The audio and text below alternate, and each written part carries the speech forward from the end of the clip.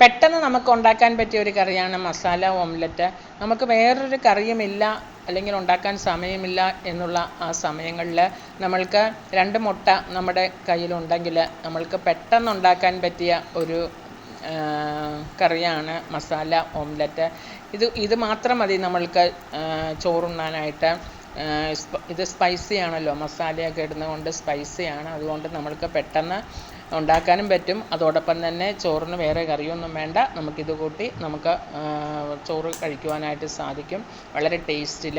അതിനായിട്ട് ഞാൻ 2 മുട്ട, നമ്മളുടെ അളവനുസരിച്ച് നമുക്ക് എത്ര മുട്ട വേണമെങ്കിലും എടുക്കാം. നമുക്ക് 2 പേർക്ക് കഴിക്കാനായിട്ട് 2 മുട്ട മതിയല്ലോ. അപ്പോൾ അത് ഞാൻ 2 മുട്ട എടുത്തിട്ടുണ്ട്.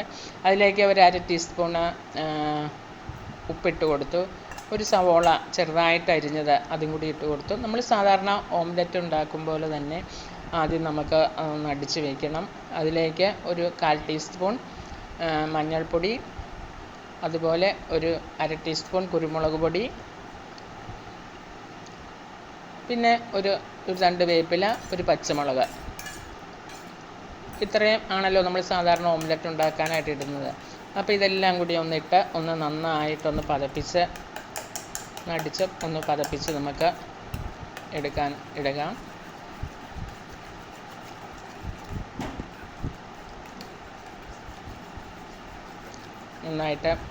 നന്നായിട്ട് മിക്സ് ചെയ്ത് വെച്ചിട്ടുണ്ട്.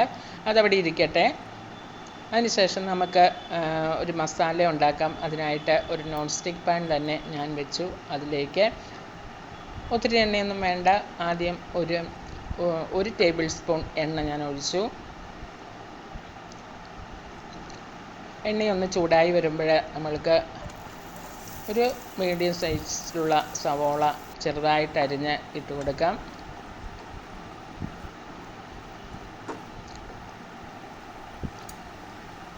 അതിൻ്റെ കൂട്ടത്തിൽ ഇഞ്ചി വെളുത്തുള്ളി ചതച്ചത്, ഒരു പച്ചമുളക്, ഒരു 2 വേപ്പില,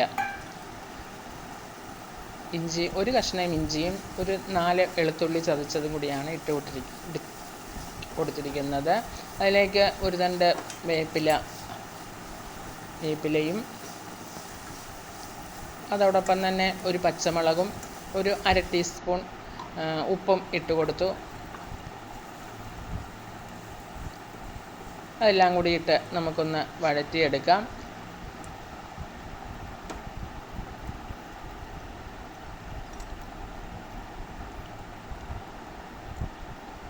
ഇനി നമ്മൾക്ക് മസാലപ്പൊടികൾ ഇട്ട് കൊടുക്കാം. ഒരു 1/4 ടീസ്പൂണോളം മുളക് പൊടി, 1/2 ടീസ്പൂൺ മല്ലിപ്പൊടി, 1/4 ടീസ്പൂൺ കുരുമുളക് പൊടി, 1/4 ടീസ്പൂൺ മഞ്ഞൾപ്പൊടി, 1/4 ടീസ്പൂൺ ഗരം മസാലപ്പൊടികളെല്ലാം കൂടി ഇട്ട് നമുക്ക് ഒന്ന് മിക്സ്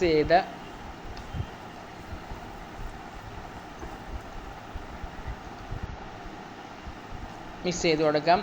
സവോള നന്നായിട്ട് വഴന്ന് വരുമ്പോൾ നമ്മൾക്ക് മസാലപ്പൊടികൾ ഇട്ട് കൊടുക്കാം. അപ്പോൾ മസാലപ്പൊടികളുടെയൊക്കെ പച്ചമണമൊക്കെ മാറിയിട്ടുണ്ട്. ഇനി നമുക്ക് അതൊക്കെ ഒന്ന് നിരത്തി വെച്ചിട്ട് അതിലേക്ക് നമുക്ക് ഒരു ടേബിൾ സ്പൂൺ എണ്ണ കൂടി ജസ്റ്റ് ഒന്ന് തൂവി കൊടുക്കാം. അതിനുശേഷം നമ്മൾ നേരത്തെ അടിച്ചു വെച്ചിരിക്കുന്ന ആ മുട്ടയുടെ കൂട്ട് ഇതിലേക്ക് ഒന്ന് പരത്തി എല്ലായിടത്തും വീഴുന്ന വിധത്തിലൊന്ന് ഒഴിച്ചു കൊടുക്കാം.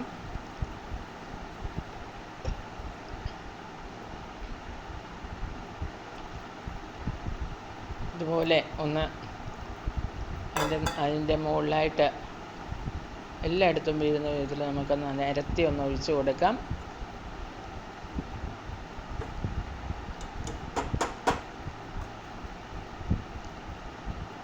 ഇനി നമുക്കതൊന്ന് വെന്ത് കിട്ടണം. അതിനായിട്ട് നമുക്ക് ഒരു 5 മിനിറ്റ് നേരത്തേക്ക് മീഡിയം ഫ്ലെയിമിലിട്ടൊന്ന് മൂടി വയ്ക്കാം. ഇപ്പോൾ അത് വെന്തിട്ടുണ്ട്. ഞാനത് മറിച്ചിട്ടു. ഇതാണ് നമ്മളുടെ മസാല ഓംലെറ്റ്.